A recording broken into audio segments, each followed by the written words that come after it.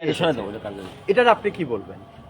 সেটা হচ্ছে যে সত্য আজীবন সত্য, আর সত্য লাইন হচ্ছে একটা, আর মিথ্যা লাইন হচ্ছে হাজারটা। আমি যাকে বিয়ে করেছি, কাজী থেকে বিয়ে করেছি এবং সিগনেচার করেছি, সেই ছবি কিন্তু সেই দিয়েছে। আপনি একটা জিনিস, আমি আজকে আরেকটা বিষয় চ্যালেঞ্জ ছুড়ে দিচ্ছি, সেটা হচ্ছে যে সকল ফোনের কিন্তু রিকভারি করা যায়, ছবি নিয়ে আসা যায়। যেহেতু আইফোন দিয়ে ছবিটা তুলেছে, আইফোন দিয়ে ছবি তুলে কিন্তু ক্লোজ করে দেখা যাবে ওখানে কি কি লেখা আছে।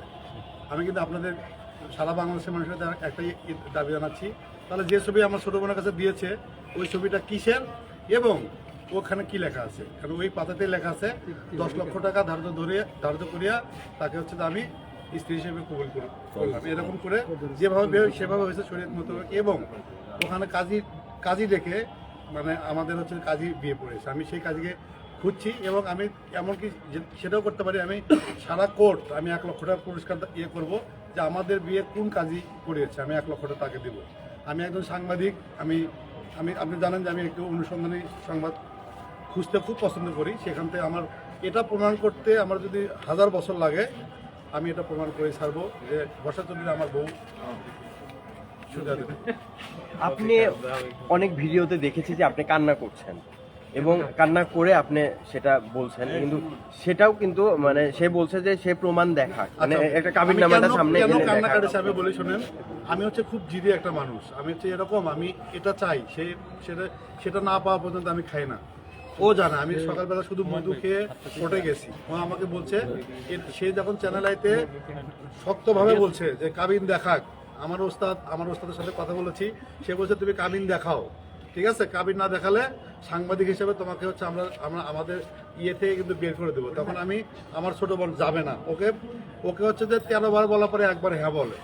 আর কেন জানেন, আবার তাকে বলতে হয় যে এই কাজটা যদি করিস 1000 টাকা পুরস্কার। আমি কিন্তু মাঝে মাঝে মাছ মাংস আমি খাওয়াই, গতকালকে আমি মাছ কিনে দিয়েছি, বোয়াল মাছ, শুধুমাত্র কোর্টে যাওয়ার জন্য। আমাদের মধ্যে আলাদা একটা ইয়ে আছে, আমরা ভাই বোন হলেও আমাদের মধ্যে হচ্ছে যে কিছু শর্ত আছে, এটা করতে হবে, এটার জন্য এটা করতে হবে। আমি বলছি আমি 1000 টাকা দেবো, তুই আমার সাথে যাবি। ও খুবই অসুস্থ, কারণ হচ্ছে ঘুমাতে পারে না, ঘুমানো ওষুধ খাইছে, ওই এটা নিয়ে খুবই ডিস্টার্ব।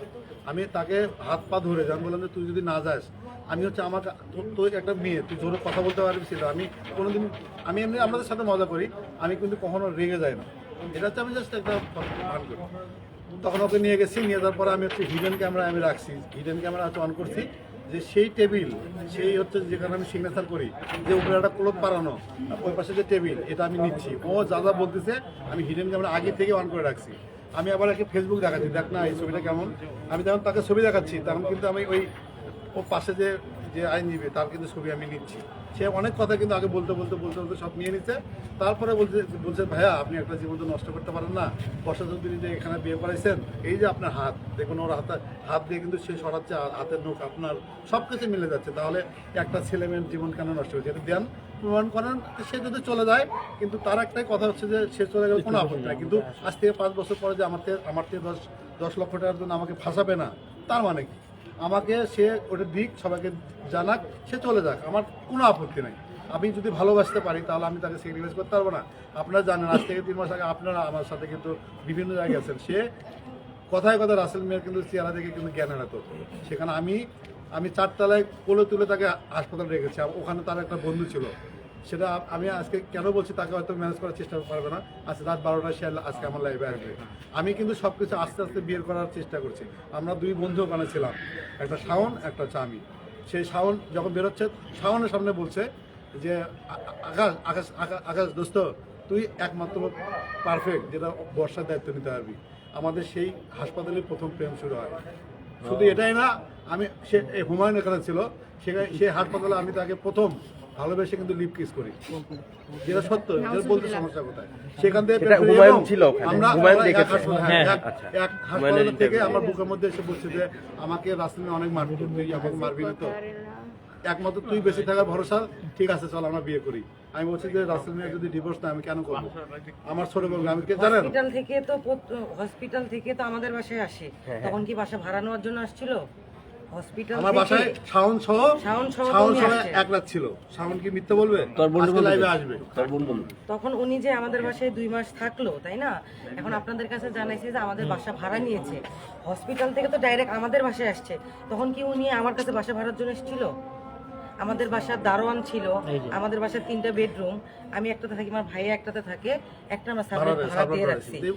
আর বর্ষা যখন আসলো তখন আমি বলছি যে উনি কে, তো বলছে যে উনি বর্ষা চৌধুরী। আমি তো চিনি না, রাসেল মিয়ার সাথে ওনাকে আমি দেখেছি, বর্ষাকে আগে কখনো দেখিনি, রাসেল মাধ্যমের এই দেখলাম। তো বলে চুপ থাক, একটু অসুস্থ। তারপর পর দেখি যে 2, 4, 5, 6, 7, 8 দিন হয়, বের হয় না রুম থেকে, 2 জন এক রুমে। তখন আমি বললাম যে আমাদের এটা তো পরিবার, আমাদের এটা তো বাসা, এটা ফ্যামিলি, এটা কিভাবে কি এভাবে কি এই কথা বলার পরে আমি বলার ডিসিশন নিচ্ছি পরেই, বিয়ে করব। ওরা কোর্টে চলে গেছে। আমার বলছে তুমি কোর্টে চলো, ওকে বিয়ের সময় যেতে বলছো। আমার বলছে তুমি কোর্টে চলো। আমি বলছি অসম্ভব, ওই মেয়ের সাথে তুমি বিয়ে করবা আর আমি কোর্টে যাব, এটা হবে না। ওরা যখন কোর্টে যায় তখন আমার একটা বাচ্চা আছে, তো বলছে আম্মু যত খারাপই হোক তো আমরা একটু ফুল টুল দেই, মামা আমরা বাসা তাহলে থেকে 3টায় বাসা বেরোই, টাকা খাওয়া দিবে, দাওয়া করে। হ্যাঁ টাকা দিবে। এর মধ্যে হচ্ছে উনি 5টা 41-এর দিকে, 5টা 41-এর দিকে উনি আমার হোয়াটসঅ্যাপে একটা ছবি পাঠায়, ছবি পাঠায় ওই যে এইরকম করে যেমন আমি সিগনেচার করছি আর signature কি, করতেছে। স্ট্যাম্প। আচ্ছা আমি একটা কথা, সে আমাকে বলছে, সে বের করে কতক্ষণে বলি, আচ্ছা আমি যদি হেলেনা জাহাঙ্গীর আর হচ্ছে রাসেল মিয়ার নামে মামলা করি, আমি মাথায় ক্লিনিক করে আমি সিগনেচার করবো? আর ওর সাথে তো আমার মামলা কোনো ইয়ে নেই। এই হেলেনা যে জাহাঙ্গীর আপনার এই ছবিটা হচ্ছে উনি আমার দিকে হঠাৎ করে হোয়াটসঅ্যাপে পাঠিয়ে দিল। আপনি এখানে দেখেন, আমি আলহামদুলিল্লাহ লিখলাম আপনাদের দাম্পত্য জীবন সুখের হোক। এই তারপর ছবিটা যখন তার কাছে আছে, ছবিটা আমাকে এটা জুম করলে পাঠায়, কিন্তু লেখা কি আছে পারা যাবে। হ্যাঁ আমি লিখলাম, Challenge আমি ওনাকে যখন বলি তখন আমি ওনাকে এটা বলার পরে, তো যখন 6টা বেজে গেল, আমি ভাবলাম যেহেতু এরা বিয়ে করেই ফেলছে, তো আমি বাসা থেকে শাহবাগ যাই, শাহবাগ গিয়ে ফুল এনে দিই। আমি আমার জীবনে ভাই বাসর টাসর তো সাজাই না, আমি এসব বুঝিও না। তো আমার বুঝছি মেয়েটা ও বাসর টাসর সাজাইছে, তারপর বাসায় আসছে, আরেকটা ইমোশনাল dress up change একটা করছে। কথা আছে। আমার ভাগ্নি একটা হলুদ শাড়ি কিনছিল যে মামা তুমি যেদিন বিয়ে করবে এটা আমি পরবো, ঠিক আছে? সেই শাড়িটা কিন্তু সেই ওই হলুদ শাড়ি। হলুদ শাড়িটা পরার পরে বিয়ের পর থেকে ওনারা রেগুলারই থাকতে থাকে। তো আমাকে একবার বলছিল আমার জন্য কফি বানাও, আমি বলছি নেক্সট টাইমে এই কথাগুলো আর বলিয়েন না আমাকে। তারপর থেকে সে আমার মাকে একের পর এক কাজের অর্ডার দেয়, মানে ঝাল ছাড়া রান্না খেতে হবে, 15 মিনিট পর পর তাকে কফি দিতে হবে। আচ্ছা বাসর যে সাজালে তোরা কত টাকা খরচ কেমন কি এটা একটু জানাও। বাসর যখন আমি সাজাই 1600 টাকার ফুল আর আকাশ শুভ নিব বিবাহ বার্ষিকীর এটা মিলে যাওয়া আসা 2600 টাকা। তো ও বলছে ওকে ওর মোবাইলে 4000 টাকা দিয়ে দে। সে ঠিক বাসর ঘরে ঢোকার 11টার 9-এ আমার বিকাশে 1020 টাকা সেন্ড মানি করে। না তো ঢুকতে দিচ্ছে না। কারণ ভাগ্নি আর একটা ভাই ছিল, ভাগ্নির ওরা কথা হচ্ছে বাসর ঘরে ঢুকতে টাকা দিতে ওর হবে। কাছে 500 টাকা দিয়ে দিল, 500 টাকা দিয়ে ওরা বাসর ঘরে থাকলো। একটু পরে বলছে যে এই রুমে তো গরম, আমি তো থাকতে পারছি না। তখন আবার আমাদের রুমে আসছে, আমরা আবার বাইরে চলে আসছি। যাক এরকম করে উনি তো আরো 4-5 দিন থাকলো, থাকার পরে উনি অনেক কাজের অর্ডার দেওয়া শুরু করে। তখন বলছি যে আমার পক্ষে তো আপনার এগুলো কাজ করা সম্ভব না। বলছে আমি কি এই লেভেলের মেয়ে যে আমি কাজ করবো?